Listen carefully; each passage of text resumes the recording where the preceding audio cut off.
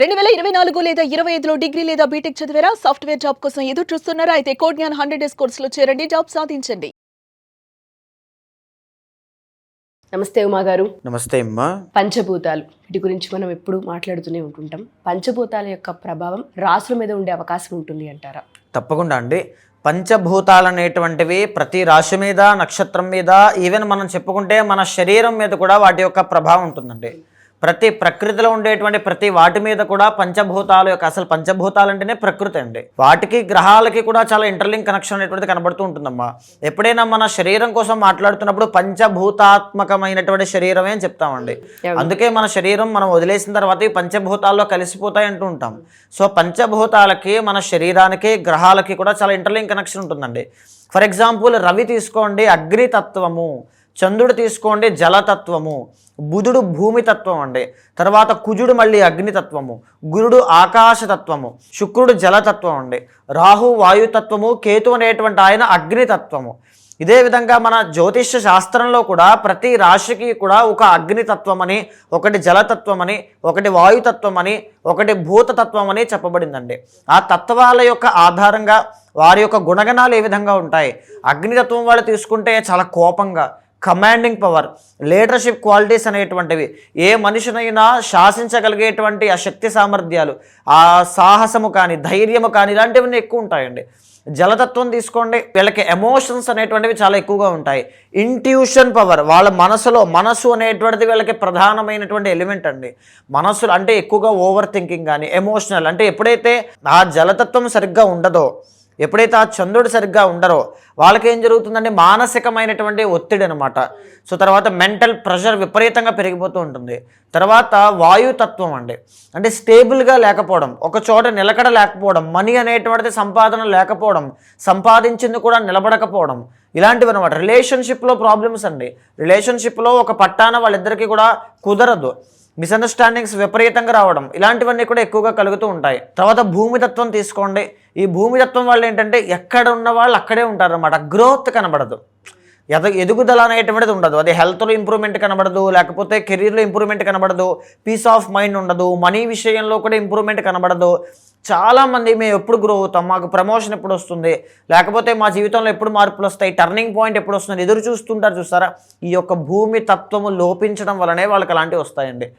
అయితే ఈ యొక్క పంచభూతాల యొక్క ఎఫెక్ట్ వల్ల ఆరోగ్య సమస్యలు ఏమేమి వస్తాయి, ఈ పంచభూతాల యొక్క ఎఫెక్ట్లో ఏది లోపించడం వల్ల మనీ పరంగా ఎలా ఇబ్బందులు వస్తాయి, ఈ పంచభూతాల్లో ఏది లోపించడం వల్ల జీవితంలో ఏ ఆస్పెక్ట్లో ఇబ్బందులు వస్తాయనేటువంటిది జ్యోతిష శాస్త్రం చాలా క్లియర్గా చెప్పిందమ్మా. సో ఒక్కొక్క రాశికి ఒక్కొక్కలా ఉండే అవకాశం ఉంటుంది అంటారా? తప్పకుండా అండి. ఒక్కొక్క రాశి ఒక్కొక్క తత్వంతో ముడిపడి ఉంటుంది. ఆ తత్వం ఆధారంగానే వారి జీవితంలో మార్పులు అనేటువంటివి వస్తాయమ్మా. ఫర్ ఎగ్జాంపుల్ మేషరాశి వారికి కనుక మనం తీసుకుంటే ఈ సంవత్సరంలో ఏ విధంగా ఉండే అవకాశం ఉంటుంది అంటారు? ఏ తత్వం యొక్క ఎఫెక్ట్ ఈ రాశిపైన ఉండే అవకాశం ఉంటుంది అంటారు? తప్పకుండా అండి. అసలు జనరల్గానే మేషరాశి వాళ్ళు అంటేనే అగ్నితత్వ రాశులు అండి.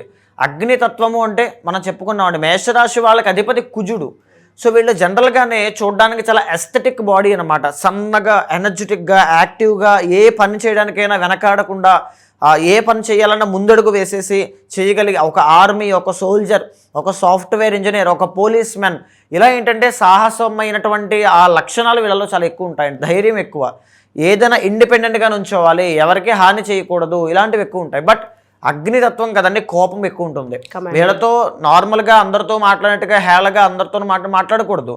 అగ్నితత్వం కదండి, ఆ కోపం, ఆ రివెంజ్ మెంటాలిటీ, ఇలాంటివన్నీ కూడా ఎక్కువగా కనబడుతూ ఉంటాయి. ఈ 2026 సంవత్సరంలో మనం తీసుకుంటే అండి, ఇందాక మనం చెప్పుకున్నట్టుగా గ్రహాలకి కూడా తత్వము అనేటువంటిది ఉంది. సో ఇక్కడ ఏలినాటి శని అనేటువంటిది మేషరాశి వాళ్ళకి ఉందమ్మా. ఏలినాటి శని అంటే వాయుతత్వము. ఎప్పుడైతే ఈ వాయుతత్వం అనేటువంటిది లోపించిందో శని యొక్క ప్రభావము, కావాలంటే గుర్తుపెట్టుకోండి, ఏ మేషరాశి వాళ్ళు చూసినా ఇందాక మనం చెప్పుకున్నట్టుగా వాయుతత్వం అంటే స్టేబిలిటీ లేకపోవడం చెప్పుకున్నాం. మేషరాశి వాళ్ళకి 2025 సంవత్సరం లాస్ట్ ఇయర్ ఏప్రిల్ దగ్గర నుంచి ఈ వాయుతత్వము లోపించడం వల్ల డబ్బు నిలబడదు.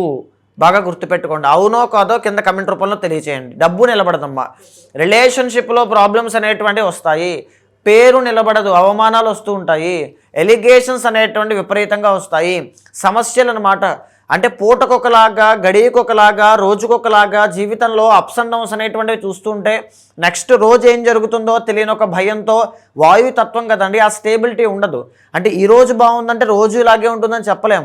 ఈరోజు జాబ్ వచ్చిందంటే రేపు ఉంటుందని చెప్పలేం. ఈరోజు చేతిలో డబ్బులు ఉన్నాయంటే రేపు నిలబడతాయని చెప్పలేం. ఇదే ఎఫెక్ట్ మేషరాశి వాళ్ళు ఇప్పుడు కరెంట్లీ ఫేస్ చేస్తున్నారమ్మా, బికాజ్ ఆ వాయు తత్వము అనేటువంటిది లోపించడం వల్ల. అండ్ ఇంకొకటి చూడండి, ఈ గురుబలము అనేటువంటిది తక్కువగా ఉంది. ఎక్కడ? 3వ స్థానమైనటువంటి మిథునంలో. మిథునము అనేటువంటిది కూడా వాయుతత్వ రాశి. అక్కడ ఎవరున్నారండి? గురువు ఉన్నారు.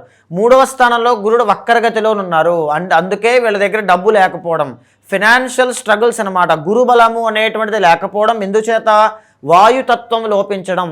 మేషరాశి వాళ్ళకి వాయుతత్వం లోపించడం వల్లనే ఏలినాటి శని వచ్చింది. మేషరాశి వాళ్ళకి వాయుతత్వం లేకపోవడం వల్లనే గురుబలము అనేటువంటిది లేదు. ఎప్పుడైనా సరే అందుకే చూడండి, మేషరాశిలో ఉండేటువంటి అశ్విని, భరణి, కృత్తిక 1వ పాదం. అశ్విని నక్షత్రం వాళ్ళకి మనం ఏ వీడియోలో చెప్పుకున్నా మీరు రెఫరెన్స్ చూసుకోండి, వేగవంతము అని చెప్తాం. అంటే వెంటనే ట్రాన్స్ఫర్మేషన్ అనమాట. ఒక పని అందుకోవాలనుకుంటే ఫాస్ట్గా అందేసుకుంటారు, ఫాస్ట్గా స్టార్ట్ చేస్తారు, ఒక హైట్కి వెళ్ళిపోతారు, మళ్ళీ కింద పడిపోతారు అనమాట అశ్విని నక్షత్రం వాళ్ళు. అంటే నిలకడ తత్వం అనేది ఉండదు, వాయుతత్వం కాబట్టి. వాయుతత్వం లోపించడం వల్ల. నెక్స్ట్ భరణి నక్షత్రం తీసుకోండి, పెయిన్ఫుల్ ట్రాన్స్ఫర్మేషన్ అని చెప్తాం. ఒక మెరిటల్ రిలేషన్షిప్లో కానీ, ఆర్ లేకపోతే ఒక రిలేషన్లో కానీ, ఒక ఇంట్లో ఉండేటువంటి కుటుంబ సభ్యులతో ఉండేటువంటి రిలేషన్లో కానీ ఆ వాయుతత్వం, నిలకడత్వం లేకపోవడం వల్ల ఏంటంటే వీళ్ళకి మిస్అండర్స్టాండింగ్స్ అనేటువంటి విపరీతంగా వస్తాయి. వీళ్ళని ఒక బంధించినట్టుగా, రెస్ట్రిక్టెడ్ ఫీలింగ్, గాలిని ఎప్పుడైనా మనం బంధించగలమండి? సో ఆ రకంగా ఏంటి అంటే ఆ వాయుతత్వం లోపించడం వల్ల వీళ్ళకి ఆ మ్యారిటల్ లైఫ్లో డిస్టర్బెన్స్ అనేటువంటి వస్తాయన్నమాట.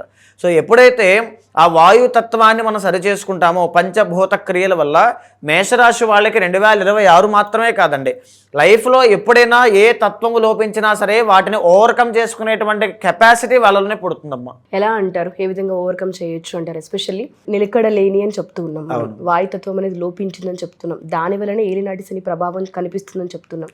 ఏలినాటి శని అంటే 7 ఏళ్ళు వాళ్ళతో పాటు ఉండే ఒక జర్నీ, 7.5 సంవత్సరాలు ఇబ్బందులు వాళ్ళు అనుభవించాల్సింది. సో దాన్ని తగ్గించుకునే ప్రక్రియ ఏ విధంగా చేయొచ్చు అంటారు? తప్పకుండా అండి. ఎప్పుడైతే మనం మేషరాశి వాళ్ళకి డిఫాల్ట్గా గోచారంలో చూసేమని ఇలా చెప్పగలిగితే, పర్సనల్ చార్ట్లో చూసి వాళ్ళకి ఏ తత్వమైనటువంటిది లోపించింది, సో ఎక్కడెక్కడ ఏ ఆస్పెక్ట్లో, ఏ హౌస్లో వాళ్ళకి ప్రాబ్లం కనబడుతోందో చూసి వాటికి రెమెడీ, పంచభూత ప్రక్రియ ద్వారా వాళ్ళకి ఆ రెమెడీ చేయగలిగితే వాళ్ళని వాళ్ళే ఓవర్కమ్ చేస్తారండి.